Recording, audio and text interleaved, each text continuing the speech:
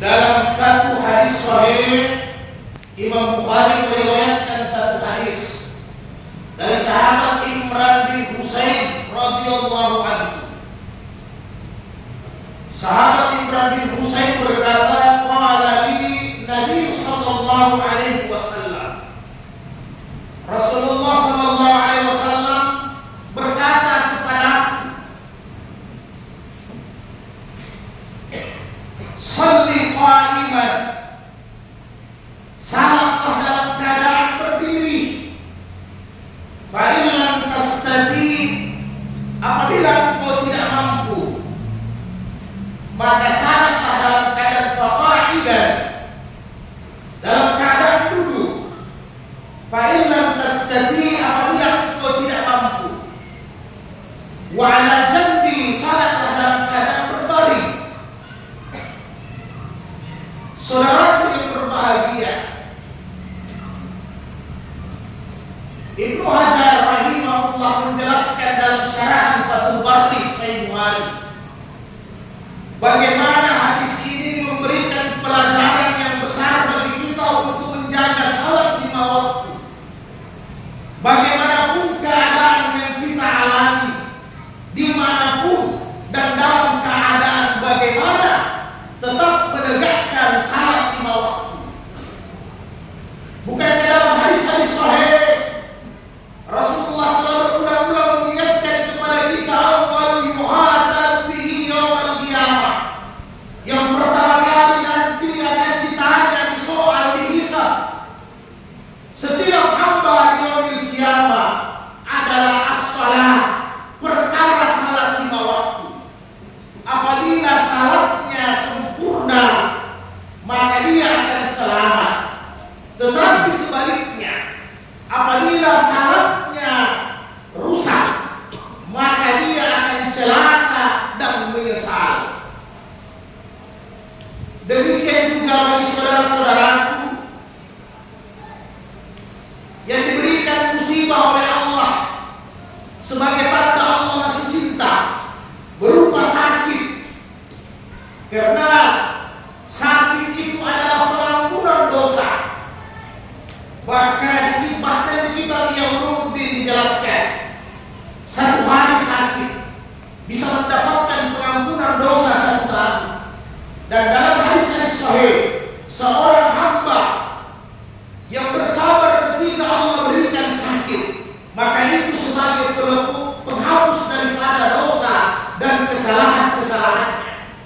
Tetapi dengan catatan, dalam keadaan sakit tetap harus istiqamah, menegakkan salat 5 waktu. Inilah peran kita sebagai keluarga yang mendampingi ketika ada keluarga kita yang ditimpa sakit. Karena salat tetap harus ditegakkan. Ketika saudara-saudara kita sakit, maka perintahkan dia salat apabila tidak mampu berdiri. Perintahkan dia duduk. Dalam syariat, kita boleh duduk dalam keadaan iftiras, seperti tahiyat yang pertama. Kita juga boleh duduk dalam keadaan tawarruk, seperti tahiyat yang akhir. Kita juga boleh duduk bersila. Kita juga boleh duduk iqah. Bahkan ulama-ulama fikih menjelaskan, apabila sama sekali kita tidak mampu harus pakai kursi, maka dibolehkan sebagai ruksa kita memakai kursi salat. Saking pentingnya saudara.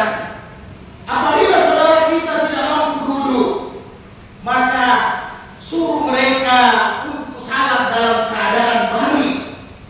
Dalam fikih, baring yang paling utama baring di sebelah kanan, menghadap kiblat wajah. Apabila tidak bisa sebelah kiri, bahkan apabila tidak bisa baring, boleh kita tidur terlentang menghadap kiblat. Itu juga sah secara hukum. Jangan sampai meninggalkan salat 5 waktu. Bahkan apabila kita sakit, ada keluarga yang sakit, tidak bisa salat berdiri, tidak bisa duduk, baring pun demikian, maka diperintahkan untuk diberikan isyarat bahwa waktu salat telah tiba, sehingga mereka bisa tahu. Dengan isyarat mereka bisa salat, saudara yang berbahagia. Saudara yang dimuliakan Allah Subhanahu wa taala, demikian juga kata Rasulullah dalam hadis-hadis sahih, la salata illa tuhri, tidak sah salat kecuali dengan bersuci, kecuali dengan berwudu, kecuali dengan mengambil air sembahyang. Bagi saudara kita yang sakit, apabila tidak mampu berwudu dengan air karena memang diagnosa dokter berbahaya atas penyakitnya, maka boleh dia bertayamum. Tidak boleh juga bertayamum sendiri, maka secara syariat boleh dia bertayamum dibantu oleh keluarganya, dibantu oleh orang lain untuk bertayamum. Sangat mudah, begitu mudah rukhsah yang diberikan Allah kepada kita sekalian. Maka tanggung jawab kita untuk senantiasa menegakkan salat, menjaga salat dengan sebaik-baiknya dimanapun kita berada, saudaraku. Dalam keadaan kita musafir, dalam keadaan kita bepergian, ada salat gasar, salat jamak yang diperintahkan. Dalam keadaan perang sekalipun, wajib kita menegakkan salat lima waktu. Tidak ada alasan untuk meninggalkan salat lima waktu. Dan bagi kita yang sehat, pesan kami terakhir adalah membiasakan diri bagi laki-laki untuk senantiasa datang salat berjamaah di masjid. Itu lebih utama, karena pada hakikatnya saudara yang berbahagia, satu saat jenazah kita, jasad kita akan disalatkan di masjid. Maka marilah kita senantiasa memperhatikan pentingnya salat lima waktu. Salat lima waktu tidak akan mengganggu jalannya rezeki yang Allah berikan